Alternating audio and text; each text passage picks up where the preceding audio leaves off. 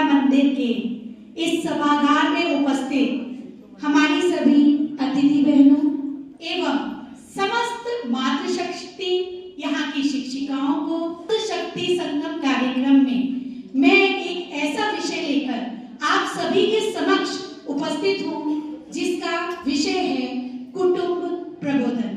मैं बड़े हर्ष और उल्लास के साथ आप सभी को बताना चाहूंगी कि सरस्वती विद्या मंदिर और विद्या भारती ने जिस विषय पर मुझे यहाँ पर आज आमंत्रित किया है, मैं खुद उसी का ही एक अंग हूँ, एक विद्या भारती का अंग हूँ। और आज पुनः मैं अपने परिवार में एक अतिथि की भांति आमंत्रित हुई हूँ। ऐसा लगता है कि जैसी बेटी आज ससुराल से मायके आई है। 9 वर्षों तक विद्या भारती के आनंद स्वरूपालय सरस्वती विद्या मंदिर रुड़की में सेवाएं प्रदान करके आज उसी के अंग वासुदेव लाल मैथिल सरस्वती विद्या मंदिर के प्रांगण में आज एक बेटी के रूप में आमंत्रित होकर के मैं अपने आप को बहुत ही गौरवान्वित महसूस कर रही हूँ और अपने कुटुंब में पुनः आकर बहुत ही हर्ष एवं उल्लास एवं आनंदित महसूस कर रही हूँ।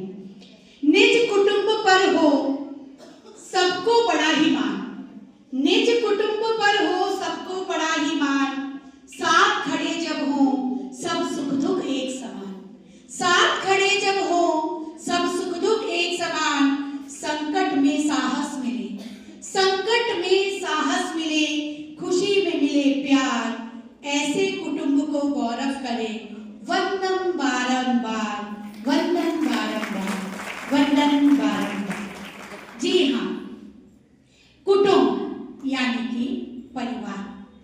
हम सभी अपने परिवारों से जुड़े हैं। अपने परिवार में, अपने घरों में आकर के हम आनंदित महसूस करते हैं। सुख अमूल्य और कोई नहीं, कोई तोड़ नहीं। हमारे जीवन को 4 आश्रमों से गुजरना पड़ता है। मैं थोड़ा सा इस पर प्रकाश डालूंगी। ये हमारे 4 आश्रम हैं।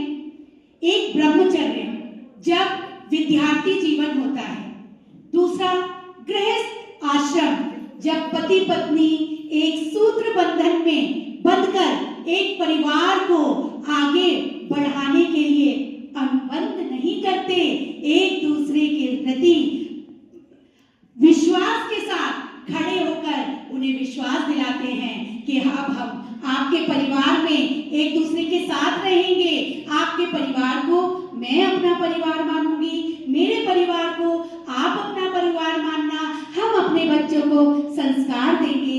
ये सबसे बड़ा आश्रम गृहस्थ आश्रम है, जहां पर पति पत्नी एक सूत्र में पिरो करके आगे परिवार की प्रक्रिया को बढ़ाते हैं। तीसरा वानप्रस्थ, जहां पर हमारे माता पिता, हमारे बुजुर्ग अपनी सेवाओं से सेवानिवृत्त होकर के अपने बच्चों को, अपने नाती पोतों को आनंदित हो खेलते कूदते देखते हैं, वह है वानप्रस्थ आश्रम। और चौथा आश्रम है संन्यास, जहां पर इंसान सभी मोह के बंधनों से मुक्त होकर के संन्यास, त्याग एवं मोक्ष की ओर बढ़ता है। ये चारों आश्रम का अर्थ है श्रम के साथ कार्य, जहां हम श्रम के साथ कार्य करें, अपनी जिम्मेदारियों का निर्वहन करें बिना थके बिना रुके। क्या रात के 2 बजे अगर हमारा बच्चा बुखार में है और वो उल्टी कर दे या फिर कुछ और ऐसी समस्या खड़ी हो जाए, तो क्या हम सोते रहेंगे? नहीं सोएंगे ना। उस समय हम उठेंगे, जागरण करेंगे, जागरण करके बच्चे को संभालेंगे, सफाई करेंगे, उसे पुनः आरामदायक बिस्तर देंगे, उसके कपड़े बदलेंगे और फिर उसको लिटा देंगे। यानी कि क्या, जहां हमने अपनी संपूर्ण आराम का त्याग कर दिया है ना, किस लिए? सिर्फ परिवार के लिए। हमारा पति आज समस्या में है तो हम नहीं सो पाएंगे, हमारे परिवार का एक भी सदस्य समस्या में है तो हम नहीं सो पाएंगे। उसके लिए हम श्रम के साथ जिम्मेदारी समझते हुए हमेशा काम करते रहेंगे। यही है इन चारों आश्रमों की नींव और इन्हीं चारों आश्रमों की नींव है परिवार। क्योंकि परिवार इंसान इन चारों आश्रमों को जीता है। एक परिवार अगले परिवार को जन्म देता है। परिवार एक वह संस्था है जहां पर सभी सदस्य परस्पर स्नेह व आदर के साथ एक दूसरे का सहयोग करते हुए सुख दुख में एक साथ खड़े रहते हैं, एक साथ त्योहार मनाते हैं, छोटे बड़ों का आदर करते हैं और बड़े छोटों को स्नेह के साथ गले लगाते हैं। यही है परिवार। पहले परिवार सम्मिलित हुआ करते थे, हम सभी को पता है।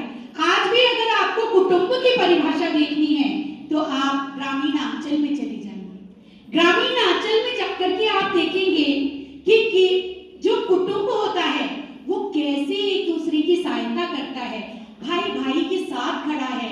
किसी स्त्री को जब बच्चा होता है उसको पता भी नहीं चलता कि मेरा बच्चा कहाँ है, और कुछ ही वर्षों में जब वो बच्चा बड़ा हो जाता है उसका बच्चा अपने आप पल जाता है और उस कुटुंब का, पूरे कुटुंब का उसमें सहयोग होता है।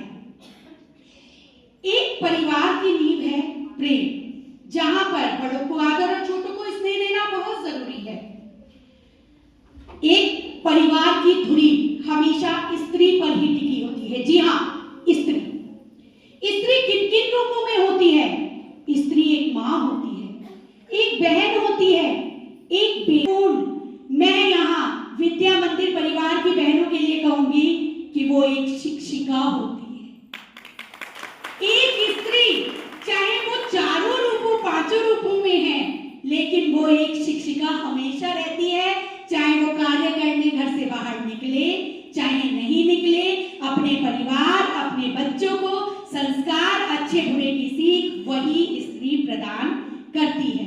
इसलिए नारी को चाहिए कि वे किसी भी परिस्थिति में अपने परिवार को सजाने, संवारने और संभालने का कौशल एवं निर्णय लेने की क्षमता को रखें। हम स्त्रियों को क्या लगता है कि हम बंधनों में बंधी हुई हैं। कई बार हमें कुछ चीजें ठीक नहीं लगती, हम उन पर बोलना भी